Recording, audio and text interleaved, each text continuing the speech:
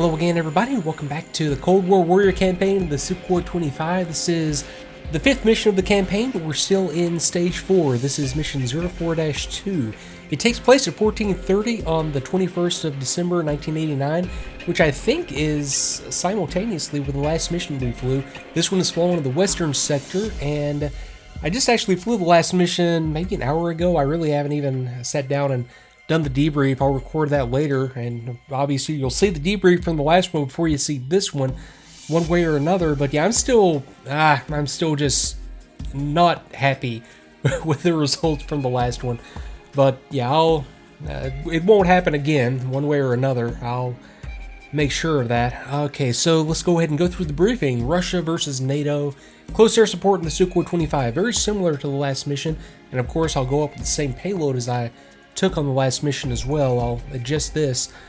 Now the situation, this text is the exact same as the situation from the last one. So, and just to recap what's going on up here in our sector, the Western Sector that we're flying in now, the NATO forces are moving down into Krasnodar. We have forces in the city holding them back, and we have 2 regiments to the northeast that are coming in and isolating the 15th Panzer Brigade. So we might possibly be going up north to the 15th Panzer Brigade and trying to take out some of their forces, or we might go into Krasnodar itself and take out some of these forces up to the north. 14th Panzer Brigade or the 13th Panzer Grenadier Brigade that's right there on the edge of the town itself.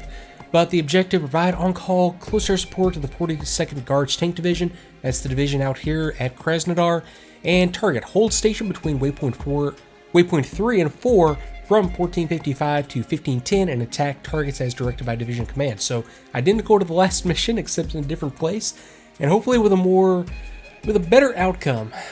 Okay, now I'm Garage 2 on this one, 2 by Su-25s, and the air defenses and overall threat situation is identical to the last one. Just Hawk, longer range or medium range surface-to-air missiles, a Roland, short range, mobile SAMs, and Gepard self-propelled AAA with F4s expected to be the air threat this time. Now the weather is going to be pretty much identical to the last time around in 1430 takeoff. So we'll come into the mission planner real quick and have a look at the path. Now it's taking us into an area that I have flown in this area obviously many times. I think I had at one point I had the range set up down here southwest of the big water feature here, but okay, that's going to be the bullseye if we do actually get calls referencing bullseye this time. So let me see, we have friendly forces right there across the river into Krasnodar, more friendly forces right here across the river, enemy forces up here to the north and to the west of Krasnodar center, the airfield, and more stuff coming down south from north of Krasnodar itself. So that's the area that we're going to be dealing with. The air defense picture looks very, very similar to last time, with some longer range Hawks up here to the north, and the main threat being the self-propelled Roland and Gepard AAA down here to the south. Now other assets that are going to be in the area, it looks like, let me see, we're going to have fighters going into the area, MiG-23s. Presumably I'm still going to have some MiG-29s going in. They didn't show up in the briefing or on the briefing map on the last mission, but I would expect it to be very, very similar in setup to the last mission, if not identical. So let me select my flight again, go in, adjust my loadout before I forget all about it. So I'm going to take the 2 CBU and just rocket pods out on the wings option. That was actually very effective last time, although effective in kind of a bad way, depending on how you look at it. So I'll take 192-64 on my chaff and flare loadout, and we go to 2. I will give you the same loadout. Okay, 192-64, and let's go with, yep, same loadout. And I think that's all the planning I'm going to do on this one. I'm going to look at the other slide here. So yeah, it's the same thing that we saw in the mission briefing, just the on-call area down here just south of the town, or the city. It's actually quite a large city, and we'll get a call probably referencing one of these steer points, probably steer point 3, with a bearing and range to a target. And this time I will pay a little bit more attention to which steer point is which. I think I have the numbering figured out. So this is going to be steer point 2 as I'm in the aircraft. That's 2. and that's 3, even though they are 3 and 4. So, well, enough about that. I'm sure I will mention all that stuff in the debriefing to the last mission, so I won't dwell on that. I'll just go ahead and get into the air and see you in the cockpit.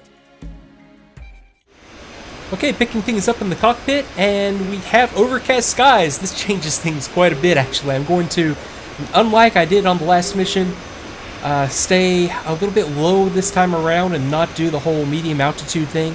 Well, unless it clears up once I get into the area. I've already got power on the aircraft. I've already got engine number 1 up and running. Let me go right control home and get number 2 up and running. And the reason I kind of hesitated there, I started recording and then stopped. I had considered going back for fuel tanks. It occurred to me just as I loaded up that it's a long way out there and back, so I'll try, instead of taking fuel tanks, to fly a little bit more fuel efficiently on the way in and out. That might mean a lower speed. That may mean that I'm going to be a little bit further behind getting into the target area, but yeah, I'm not going to break immersion any more than I already have just by thinking about it and go back and change things in the loadout. Okay, we've got a good start on 1 and 2, and got some aircraft. Okay, there go my MiGs getting airborne, so that's great news actually that we're going to have the good fighter cover. Okay, canopy closed. Go ahead and taxi. So, okay, Sochi request taxi. Okay, I'm going to go ahead and taxi, whether it tells me I'm clear to do so or not, and take it out here to the left to the departure runway.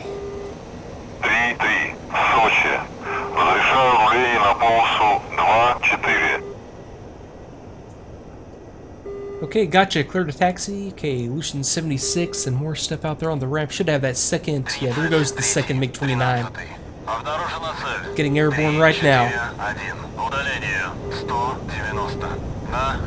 Okay, very good. Okay, bearing range altitude 341 for 190 at 3,000. Hot, and another one, same spot, 3,500 flanking. Those would most definitely be the F4s that have been showing up over the last few missions. I don't expect anything to change, at least on this mission, maybe on the next one once we progress a little bit further in the campaign as far as the air threat, although just the fact that we have MiG-29s on our side now kind of leads me to believe that we might eventually get some F-15s and F-16s on the NATO side, or something maybe with a little bit more capability than the F4s that we're up against right now. There's a MiG-25, isn't it? Very, very nice.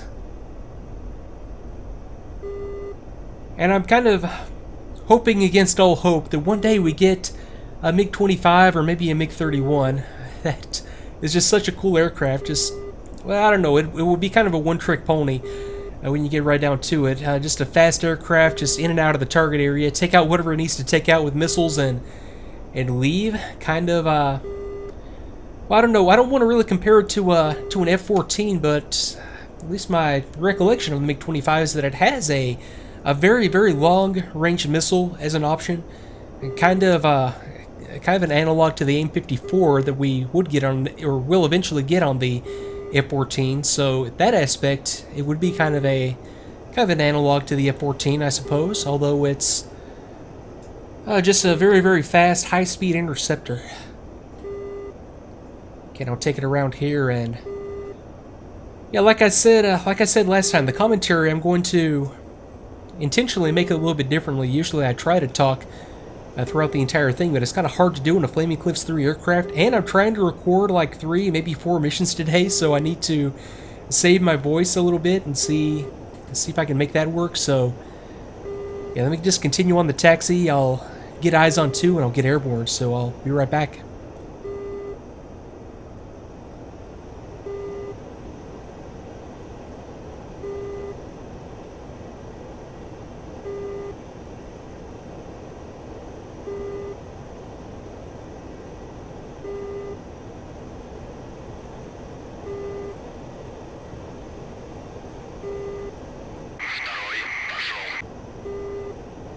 Okay, got the 2, or my wingman number 2 on the taxi roll, and I had a 334 for 190, 2500 hot call from AWACS, and there's another one due north from me at 240 or 42 under 40 kilometers of 5,000 flanking. Now that's new. That's a lot further away than I think the air thread is a little bit different on this one. That was a lot further away than normal. And then a pop-up grew 333 for 190 at 1,000 HOTS. So what could that be? That could possibly be something down at low level, maybe like a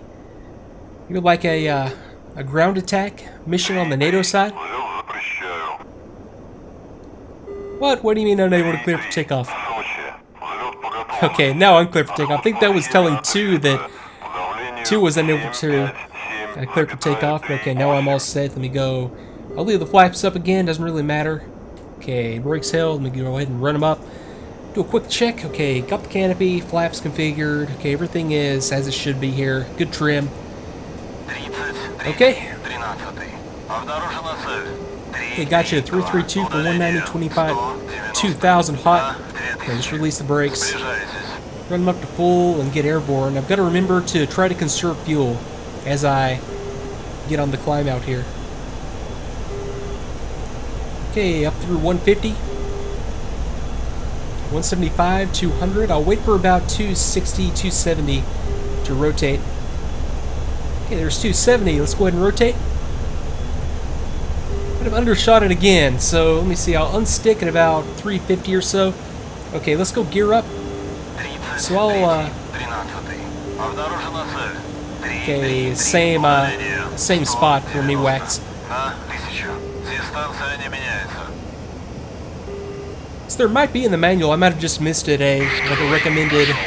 Of course, we don't have any kind of utility like we have for the A10 to calculate takeoff and landing data for the Sukhoi 25. I could probably do it if I found a chart or something to go off of, but it was just, well, it really is just guesswork on, even if you follow the recommended settings that are called out in the manual, you know, it just gives a range. It doesn't take your weight or configuration into account, so you are left with a little bit of guesswork for the Sukhoi 25, which isn't that big a deal as 2 continues to get airborne.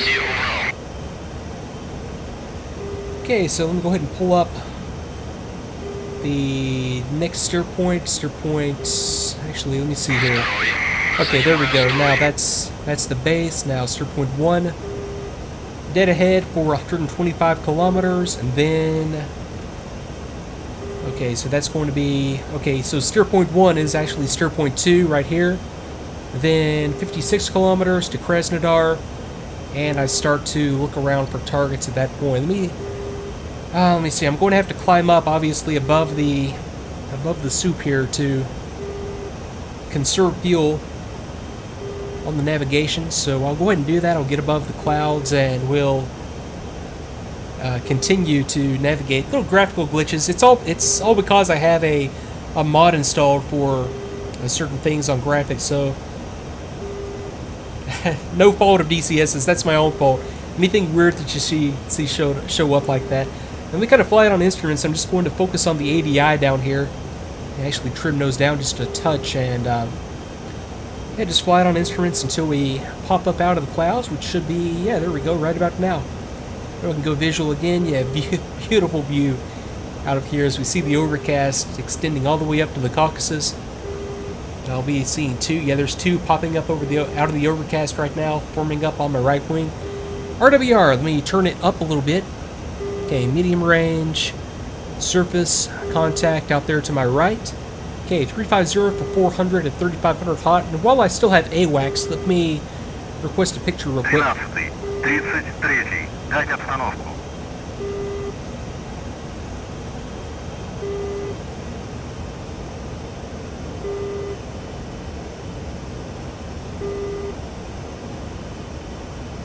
Okay, yeah, for some reason I'm not getting the radio calls down, but that's 350 for 400, 3,500 HOT, 357 for 400, 3,500 HOT. Strange, that's not what I was expecting to be called in as a picture from AWACS. I was expecting stuff a little bit closer than that, way closer than that, in fact, unless they have already been taken out by a fighter sweep or by those MiG-29s that just got airborne. Try that one more time. And, well, I think that explains it. Yeah, that I caught it just as the AWACS was going off the air, going off station, so, yeah, no big deal. Okay, I'm going to continue to navigate en route from here, and I will come back when things start to pick up.